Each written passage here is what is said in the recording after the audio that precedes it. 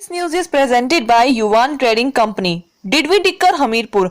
सभी प्रकार के पावर टूल्स, इंडस्ट्रियल टूल्स और आटा चक्की इत्यादि के लिए संपर्क करें। अच्छा लखनपाल जी, आखिर में हम आपके पास मुझे लगता है बहुत सारी चर्चाएं हमने करी हैं, इतनी चर्चा तो शायद कभी मौका नहीं मिलेगा करने का। एक जो और बड़ा इशू है पर्टिकुलर पूरे हिमाचल में ही है, मैं बड़सर की बात इसलिए कर रहा हूँ कि हम बड़सर की चर्चा पे हैं अभी। आवारा पशुओं का एक बहुत बड़ा मुद्दा बना हुआ है। आवारा पशुओं की वजह से बहुत सारे लोग यहाँ पर घायल भी हुए हैं, उन्होंने मारा भी है, और ऐसा बंदरों का तो है ही है, लेकिन आवारा पशुओं का खासकर जो बड़ा मुद्दा है, इसको लेकर क्या रणनीति सरकार की तरफ से आगे हो सकती है या फिर आपकी जिम्मेवारी के तहत हो सकता है? बहुत ही अहम सवाल है रमेश जी, और दुख भी होता है जब मैं देखता हूँ कि आवारा पशु तो क्या बोलते हुए भी उनको हमें भी शर्म आती है। बेसहारा पशु, बिल्कुल बेसहारा पशु जो हमने ही छोड़े हैं, हमने ही छोड़े, बेसहारा कर दिए। बेसहारा पशु वो कोई आसमान से नहीं टपके, जी जी, वो हमने या जो हमारे ग्रामवासियों ने या दूसरों ने छोड़ दिए सड़क पे भटकने के लिए जी। अब समस्या क्या है कि मैं रोज देखता हूँ कि आप कहीं भी चले जाओ, हाईवे पे चले जाओ, लिंक रोड में चले जाओ, हमारे जो बुजुर्ग लोग घर में रहते हैं जी, बुजुर्ग माताएं हैं, और डंडे लेके उन पशुओं के पीछे भाग रहे हैं।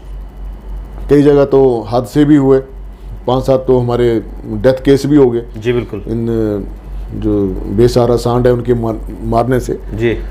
और कई बार इसको हम सदन में भी चर्चा करते हैं। इस बार भी अभी चर्चा करी हमने हाउस में जी, कि आप जब ये सरकार आई थी, भारतीय जनता पार्टी की सरकार आई थी, बड़े बड़े दावे किए थे कि हम बड़े बड़े गौ सदन बनाएंगे जी, ये करेंगे वो करेंगे। हो सकता है कि कुछ एक अब जो हमारे मंत्री हैं, पशुपालन मंत्री, उन्होंने अपने क्षेत्र में बनवाए हैं जी, लेकिन वहाँ भी कोई समस्या का समाधान नहीं हुआ है, पूरा स्थायी नहीं हुआ कुछ नहीं। समस्या क्या है कि जिस समय मैं हमारी सरकार थी, मैंने 3 गौ सदन स्वीकृत करवाए थे जी। एक दखेड़ा में जी, एक दंगोटा में और एक गारली में जी। और आप हैरान होंगे रमेश जी कि 4 साल के बाद उसमें काम होना शुरू हुआ जी। एक आप गए थे वहाँ भी, मैंने देखा था आपका क्लिपिंग वहाँ दखेड़ा में भी। तो ऐसे ही 15-15 लाख रुपए की वो 3 गौ सदन थे जी। अब समस्या क्या है कि जैसे मैं भी वहाँ जाने का मौका मिला था मुझे भी जी, दखेड़ा में। अब समस्या क्या है कि संचालन कौन करेगा, उसका कौन करेगा जो, और मैंने तो सरकार से ये भी कहा था कि बड़े बड़े बाड़े बनाए जाएं जिसमें उन पशुओं को रखा जाए, डॉक्टर की वो हो, चारे की व्यवस्था हो।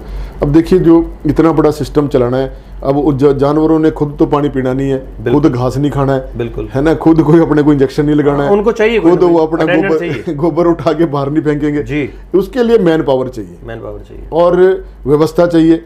अब दखेड़ा में वहाँ पानी नहीं है, बहुत समस्या है वहाँ पर, है ना, वहाँ पानी नहीं है उनके लिए। तो जहाँ वो ड्राइव एरिया है जी, बिल्कुल है ना, और जहाँ सप्लाई आनी है वो तो गवर्नमेंट की वो है कि वो वहाँ पे पानी मुहैया करवाए, बिल्कुल है ना। लेकिन गवर्नमेंट सोई हुई है, गवर्नमेंट के अधिकारी सोए हुए हैं, कोई नहीं जाएगा वहाँ पे। आप लोग जाएंगे तब वो इंक्वायरी करने पहुँच जाएंगे। अदरवाइज क्या गवर्नमेंट में जो लोग अधिकारी बैठे हैं उनका फर्ज नहीं बनता है, बिल्कुल बनता है कि वहाँ पे जाके देखें उसमें क्या कमी रह गई है, उसको और क्या जरूरत है, वहाँ पे कैसे उसको दूर किया जाए। बिल्कुल, अब वो तो तब होगा जब उसकी कोई विजन हो, एक विजनरी तरीके से कोई चीज़ बनी हो। देखिए जब अब गवर्नमेंट तो बना दे रही, फिर बोल रही पंचायत चलाएगी इसको। पंचायत में कौन चलाएगा भाई, किसके पास समय है, और उसके लिए व्यवस्था चाहिए। तो एक प्रॉपर फंड उसके लिए क्रिएट करना पड़ेगा, बजट में प्रावधान करना पड़ेगा कि हमने इतना करोड़ रुपया जो है वो इतने गौशाले हैं उनको चलाने के लिए रखा है। आपको वहाँ चारा भी देना पड़ेगा, पानी भी देना पड़ेगा। कई जगह तो मैं खुद, अब ये चीज़ें बोलने की नहीं होती, मैं खुद मतलब कि पंजाब से भूसा मंगा के देता हूँ, कई बार दिया है, पर वो भी मेरी भी तो एक लिमिट है ना। अटेंडेंट की सैलरी भी देनी पड़ेगी, कितना दे सकता हूँ, बिल्कुल कोई भी नहीं कर सकता 100%, है ना। तो ये इस प्रकार से जो एक गौ सदन और कई बने हुए हैं, कई कमर्शियल है जी, कई आवारा पशुओं को नहीं रखते, कई तो सिर्फ उसमें दूध वाले पशुओं को रखते हैं जी। तो लेकिन ये जो हमारे बेसहारा जो पशु हैं, इनके लिए एक बहुत ही बड़ी योजना बनाने की जरूरत है, जिसमें चाहे भारत सरकार पैसा दे, चाहे प्रदेश सरकार अलग से फंड रखे बजट से जी, क्योंकि ये समस्या तो बढ़ती जा रही है, दिन पर दिन बढ़ती जा रही है, और इससे जो है हमारे बंजर होती जा रही हैं जमीनें। जो थोड़ा बहुत, अब कितनी लैंड होल्डिंग है हमारे यहाँ, बहुत कम में लैंड होल्डिंग है जी। बहुत लोग हैं जो कृषि करते हैं, बिल्कुल उनको जो छोटी मोटी जमीनें किसी ने गाय भैंसे रखी हुई हैं, उनको जो हमारे बेसहारा पशु है उनके लिए एक सेट तरीके की प्रपोजल बने, ताकि वहाँ पे लोग उसका देख रेख हो। अब मैं देखता हूँ कि उसमें मैक्सिमम वो लोग संचालन में बढ़ते हैं जो रिटायर्ड लोग होते हैं जी, है ना। नौजवान के पास तो समय नहीं हो, बेचारा गाय पशु को देखा कि अपना रोजगार की तरफ देखे। तो उनके जो आदमी अपने वहाँ टेंडेंट रखना है, वहाँ एक टेंडेंट से तो चलना नहीं काम, नहीं चलना। रात को भी चाहिए, दिन में भी चाहिए, गोबर भी उठाना है, घास भी लाना है, पानी भी लाना है, जी। चारे की व्यवस्था भी करनी है। तो ये सारी चीज़ें जो हैं उसके लिए एक सेट फंड बनाने की ज़रूरत जी। है, तभी ये समस्या दूर हो सकती है। लखनपाल ऐसे ही जी- बंदरों का है जी, इस बारी तो बजट में सरकार ने बंदरों की और इनकी पशुओं की कोई बात ही नहीं करी है। तो सरकार के भी उदासीन रवैया है जो एक प्रॉपर तरीके से, क्योंकि मैं वो बोल रहा हूँ ना कि वोट की राजनीति है, कुछ लोगों को रिझाने के लिए बहुत से लोगों को नाराज कर देते हैं। जी, तो वो चीज़ नहीं होनी चाहिए। आपने अगर कुछ करना है तो ऐसी चीज़ करके जाओ जो लोगों को अमिट छाप छोड़े। लखनपाल जी, बहुत ही अच्छी चीजें आपने आज मुझे लगता है डिस्क्राइब बहुत अच्छे तरीके से हम लोग कर पा रहे हैं और एक चर्चा की तरह ही कर रहे हैं। यहाँ पर मैं व्यक्तिगत कोई पार्टी की बात भी नहीं कर रहा हूँ, यहाँ पर बात चल रही है एक आम आदमी से जुड़ी हुई समस्याओं को लेकर, और मेरा मोटिव भी यही है। बेरोजगारी को लेकर आज के समय में एक बड़ा चैलेंज खड़ा हो गया है।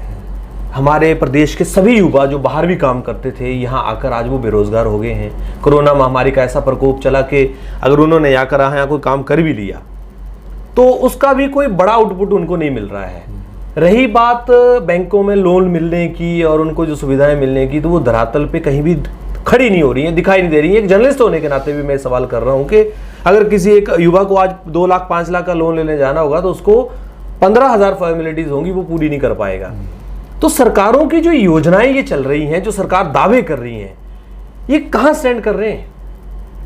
बहुत ही अच्छा और गंभीर मसला है आज जो हमारे समाज में और हमारे सामने एक बहुत ही बड़ा ये ज्वलंत मुद्दा है। जी, और बेरोजगारी की वजह से हमारे बहुत से बच्चे जो डिप्रेशन में चले गए हैं, बिल्कुल। बहुत से पेरेंट्स भी डिप्रेशन में चले गए हैं। जी, रोज देखने को मिलता है, सुनने को मिलता है। और अभी विधानसभा में भी मैंने अपनी चर्चा में कहा था, माननीय मुख्यमंत्री महोदय ने एक स्कीम रखी है स्वावलंबन योजना। जी, स्वावलंबन योजना की जो लिमिट है 60 लाख से 1 करोड़ रुपए कर दी है अभी सरकार ने। जी। तो मैंने सरकार से ये पूछा है कि 1 करोड़ रुपया लोन ये मिलेगा किसको, किसको मिलेगा? और उस 1 करोड़ रुपए में जो प्रोजेक्ट लगाएगा उसके उत्पाद का क्या होगा, जी, उसकी क्या गारंटी है जी, कि जो वो 1 करोड़ में जो उत्पादन करेगा वो मार्केट में बिकेगा, या उसको जो 1 करोड़ की वापसी भी करनी है जी, और अपना यूनिट भी चलाना है, और जो उसमें वो स्टाफ रखेगा उसको भी चलाना जी। है। तो ये जो 1 करोड़ रुपया तो सिर्फ उसको मिलेगा जो पहले इंटरेस्टेड होगा, बिल्कुल। वो तो उसमें कामयाब हो जाएगा। लेकिन जो एक बेरोजगार व्यक्ति है, जिसके पास ना तो बेचारे के पास इंफ्रास्ट्रक्चर है, ना तो उसके पास कोई मार्केट का अनुभव है, ना ही उसके पास किसी प्रकार का इंफ्रास्ट्रक्चर है, तो वो कैसे काम करेगा, जबकि उसको जेन्युइन जरूरत है। उसको जेन्युइन जरूरत है। तो ये जो एक योजना है, मैंने उनसे यही कहा कि योजना तो आप जितनी मर्जी बनाते जाओ, धरातल पे नहीं होंगी तो उसका फायदा क्या होगा। जी, अब हमारे जो बच्चे हैं यहाँ पर, जो पढ़े लिखे लोग हैं, कोई बीटेक है, एमबीए है, पीएचडी है, कोई कुछ है, आज वो सरकारी नौकरी की तरफ भागते हैं। पंचायत चौकीदार की उसमें इंटरव्यू के लिए आ जा रहे हैं, है ना, कोई फराज की नौकरी के लिए आ जा रहा है, चपड़ासी की नौकरी के लिए आ जा रहा है। ये जो एक व्यवस्था हमारे देश में हो गई है, ये बहुत ही चुनौतीपूर्ण और गंभीरता का विषय है। एक जो कैलिबर वाली जो हमारी समस्या, जब तक आप उस प्रकार के नौकरियां डेवलप नहीं करेंगे तो इतनी पढ़ाई लिखाई करने का क्या फ़ायदा। 10-15 लाख रुपए लोन लेके बच्चों के पेरेंट्स ने, हालात ख़राब हो गए। और सरकारों का, चाहे कोई भी सरकार रही हो, कोई इस तरफ विशेष ध्यान नहीं हो रहा है। आज आउटसोर्स के माध्यम से इतना शोषण इन बच्चों का हो रहा है जो जिसका कोई हिसाब नहीं है। और मैं तो व्यक्तिगत तौर पे, अब मैं अपनी बात करूँगा, मैं आउटसोर्स से तो बहुत खिलाफ हूँ जी। आप आउटसोर्स से एक बच्चे को नौकरी में रख रहे हैं 8-10 हज़ार में, और फिर वो 8-10 हज़ार में अपनी सामाजिक जिम्मेवारी में नहीं निभा पाएगा। क्या करेगा वो? अब उसको फर्ज करो हमारे एक बच्चे को किसी को टांडा में यहाँ से नौकरी मिल गई 8-10 हज़ार में, अब वो 5 हज़ार तो उसका पहले वहीं खर्च हो जाएगा, मकान लेने के लिए, कोई और खाना पीना भी है, फिर उसने घर भी आना है, उसके मदर बीमार है, बीबी बीमार है, बच्चा बीमार है, बच्चे की पढ़ाई करवानी है, तो 10 हज़ार में क्या करेगा वो जी। उसकी एक जो सामाजिक सिक्योरिटी है, जो सरकार का दायित्व बनता है, वो कहाँ से देंगे उसको जी। उसके परिवार की सिक्योरिटी भी देखनी है।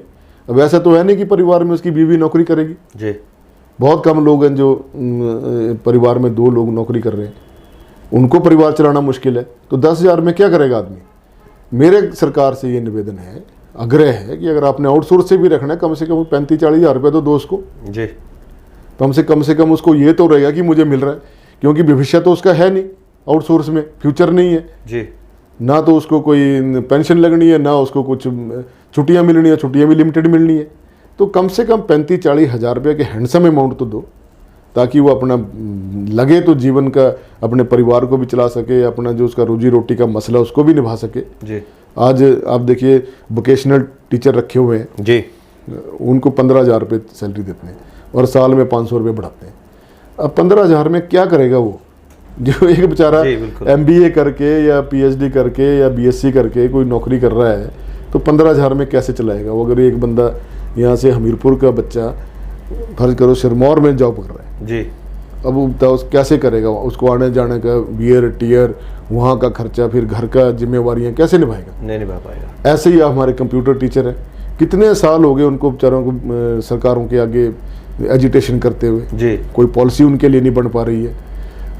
और ऐसे ही हमारे जो करनामूलक आधार पे जो नौकरियां मिलनी है जी, 3 वर्ष हो गए सरकार को बने हुए, एक भी करनामूलक आधार पे कोई नौकरी नहीं मिली है। अभी भी बजट में सिर्फ यह आश्वासन दिया है कि हम इस नीति की समीक्षा करेंगे जी। तो जो लोग बेरोजगार हो गए हैं, जिनके घर में कोई आय का साधन नहीं है जी, जो बेचारे चल फिर नहीं सकते या उनके माँ पेरेंट्स, उनको कैसे वो लालन पालन करेंगे। तो सरकार को और इस सारे जो सिस्टम में जो योजना बनाने में जो ब्यूरोक्रेसी का जो हाथ है वो बहुत बड़ा है जी, क्योंकि ब्यूरोक्रेसी अपने हिसाब से जो है हर चीज़ का फिटिंग करती है बजट के अंदर जी। और वो अब कर्जे के ऊपर तो सारी सरकार चल रही है जी।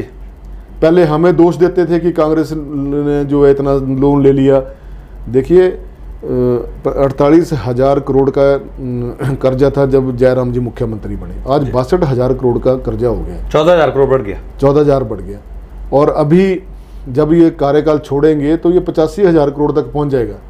तो आप बताओ जितने मुख्यमंत्री आज तक रहे उन्होंने तो लिया 48,000 करोड़ और जयराम जी अकेले ऐसे होंगे जो 35,000 करोड़ रुपए का लोन लेके घर बैठ जाएंगे। उसका असर किसके ऊपर है? लोगों के आम ऊपर। आदमी पर। जब आप इतना कर्जा ले ही रहे हैं तो जरूरतमंदों को दो ना, जिनको जरूरत है, जिनको बेचारों को अपना परिवार पालने हैं उनको दो। ऐसे बेकार की स्कीमें चला के जिसका कोई फायदा नहीं होना है, जिससे किसी को ऐसी सड़कों में पैसा डालना, तो उसका कोई फायदा